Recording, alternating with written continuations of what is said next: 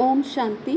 आज 16 अप्रैल 2025 बाबा के महावाक्य हैं, मीठे बच्चे अपनी अवस्था देखो, मेरी एक बाप से ही दिल लगती है या किसी कर्म संबंधों से दिल लगी हुई है। प्रश्न, अपना कल्याण करने के लिए किन दो बातों का पोतामेल रोज देखना चाहिए? उत्तर, योग और चलन का पोतामेल रोज देखो। चेक करो कोई डिससर्विस तो नहीं की। सदैव अपनी दिल से पूछो, हम कितना बाप को याद करते हैं, अपना समय किस प्रकार सफल करते हैं, दूसरों को तो नहीं देखते हैं, किसी के नाम रूप से दिल तो नहीं लगी हुई है। गीत, मुखड़ा देख ले प्राणी दिल दर्पण में। ओम शांति। यह किसने कहा? बेहद के बाप ने कहा, हे आत्माएं। प्राणी माना आत्मा। कहते हैं ना, आत्मा निकल गई यानी प्राण निकल गए।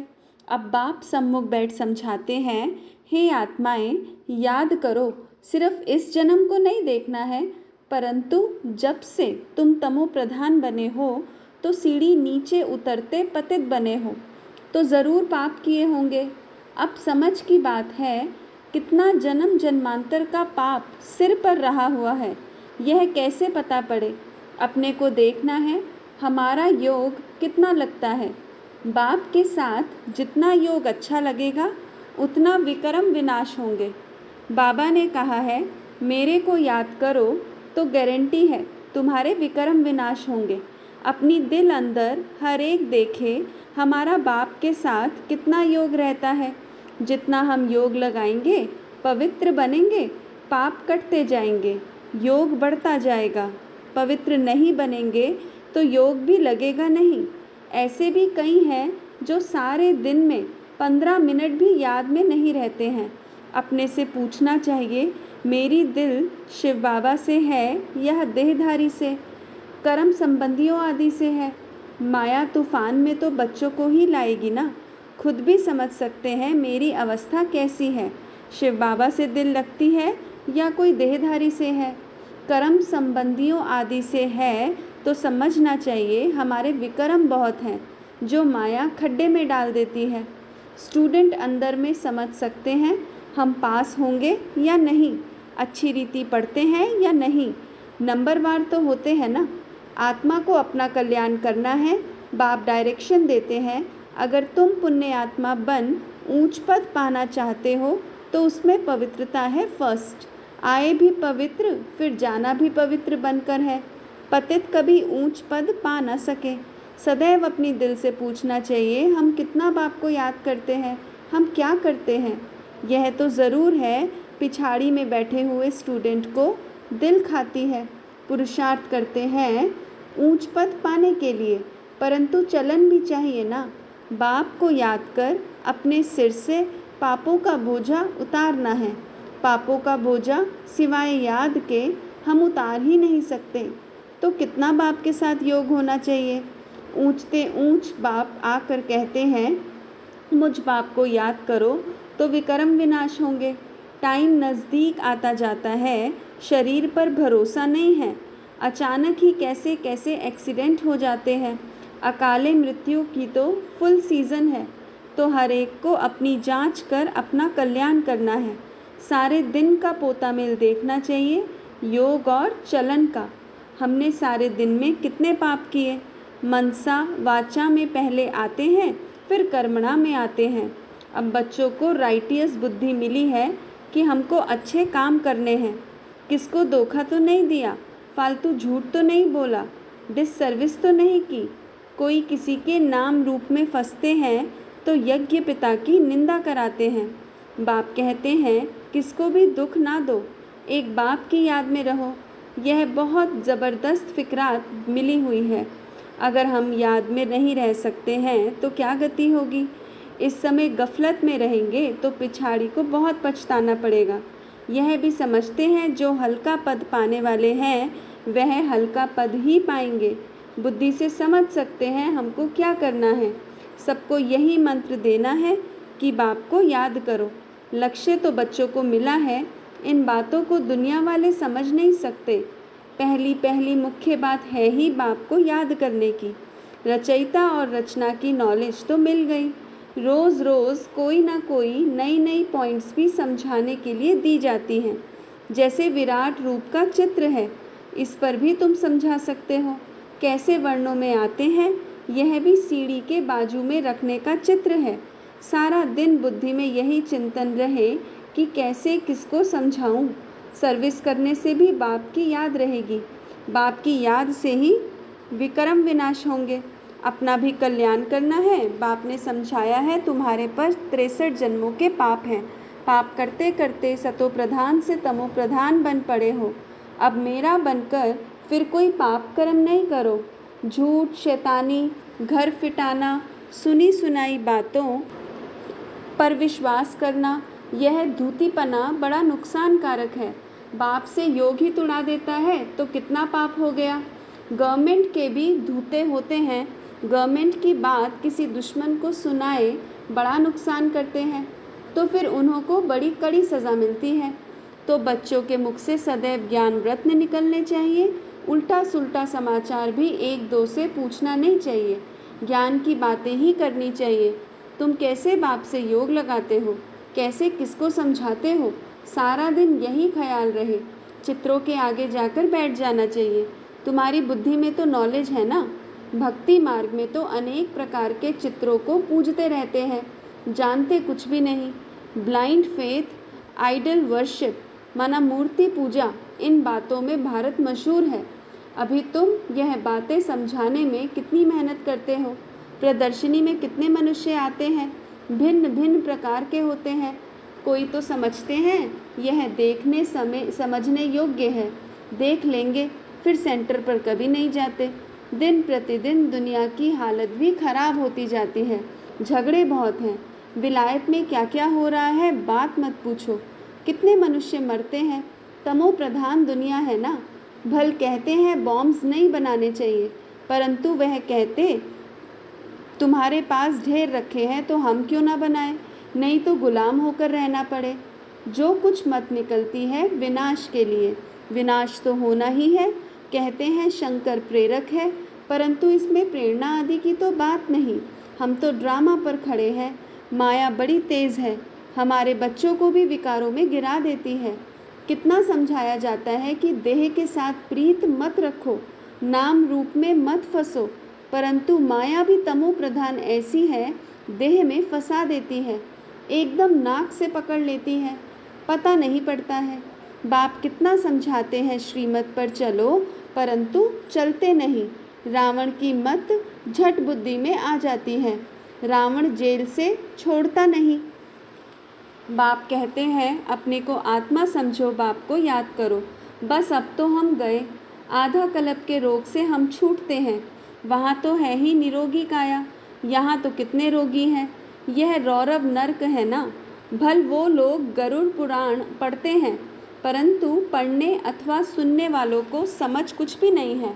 बाबा खुद कहते हैं आगे भक्ति का कितना नशा था। भक्ति से भगवान मिलेगा, यह सुनकर खुश हो भक्ति करते रहते थे। पतित बनते हैं तब तो पुकारते हैं, हे पतित पावन आओ। भक्ति करते हो यह तो अच्छा है, फिर भगवान को याद क्यों करते। समझते हैं भगवान आकर भक्ति का फल देंगे। क्या फल देंगे यह किसको पता नहीं।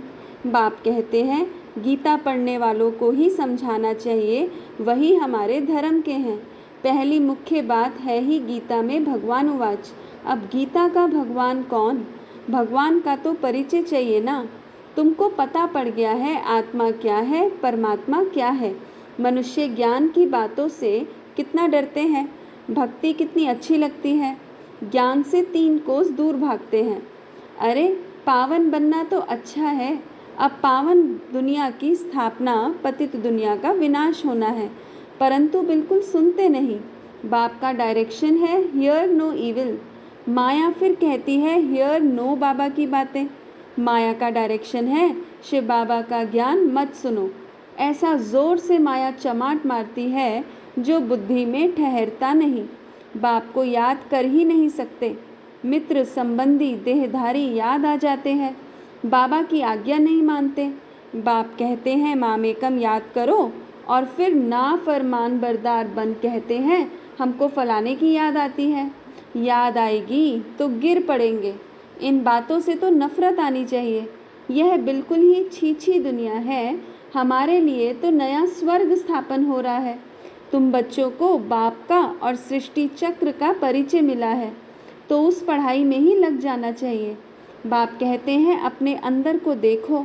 नारद का भी मिसाल है ना, तो बाप भी कहते हैं अपने को देखो। हम बाप को याद करते हैं, याद से ही पाप भस्म होंगे। कोई भी हालत में याद शिव बाबा को करना है और कोई से लव नहीं रखना है। अंत में शिव बाबा की याद हो तब प्राण तन से निकले। शिव बाबा की याद हो और स्वदर्शन चक्र का ज्ञान हो। स्वदर्शन चक्रधारी कौन है यह भी किसको पता थोड़ी है। ब्राह्मणों को भी यह नॉलेज किसने दी? ब्राह्मणों को यह स्वदर्शन चक्रधारी कौन बनाते हैं? परम पिता परमात्मा बिंदी। तो क्या वह भी स्वदर्शन चक्रधारी है? हाँ, पहले तो वह है, नहीं तो हम ब्राह्मणों को कौन बनाए? सारी रचना के आदि मध्य अंत का नॉलेज उसमें है।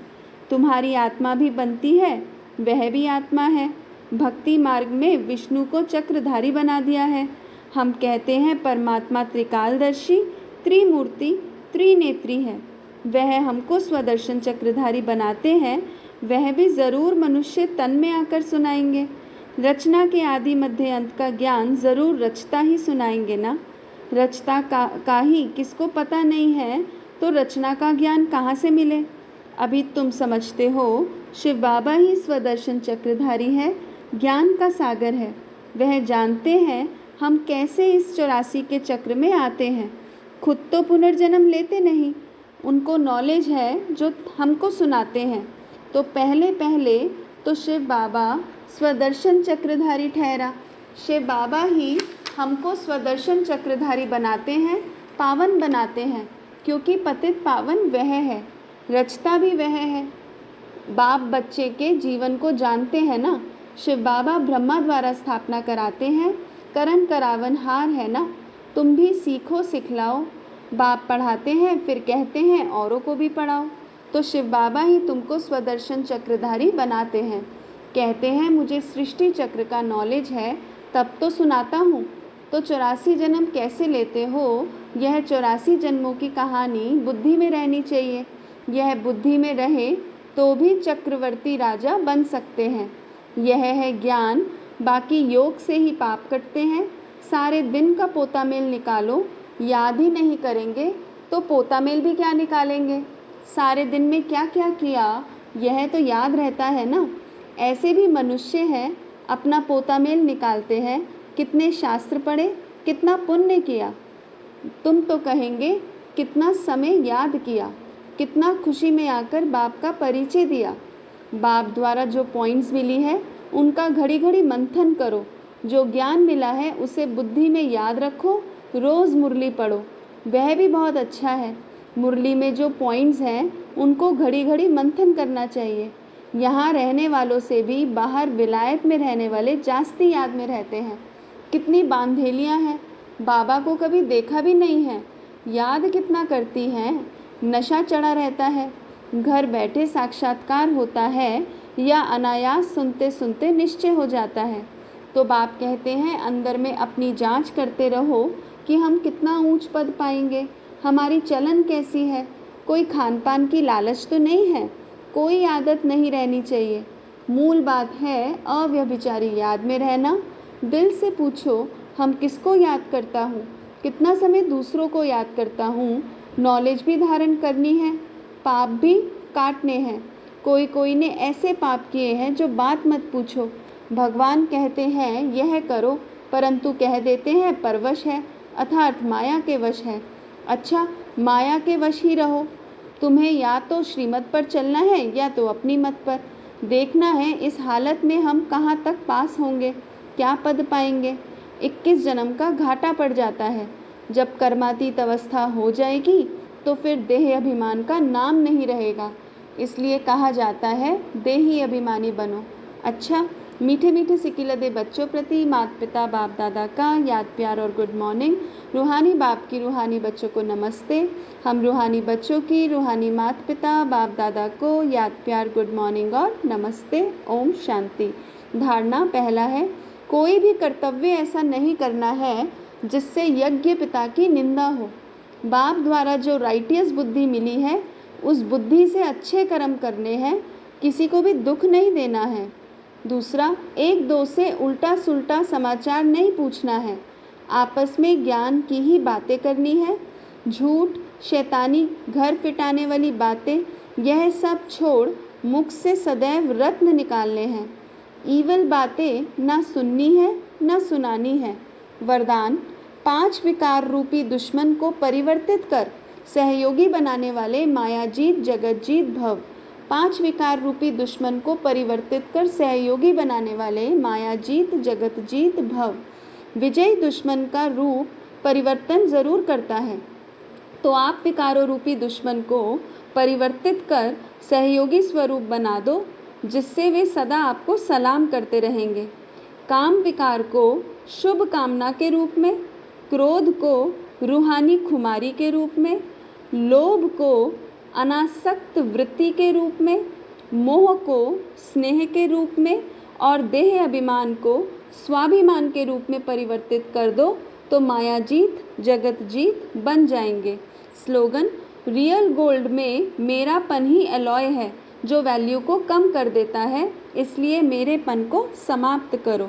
रियल गोल्ड में मेरापन ही एलॉय है जो वैल्यू को कम कर देता है, इसलिए मेरेपन को समाप्त करो। ओम शांति।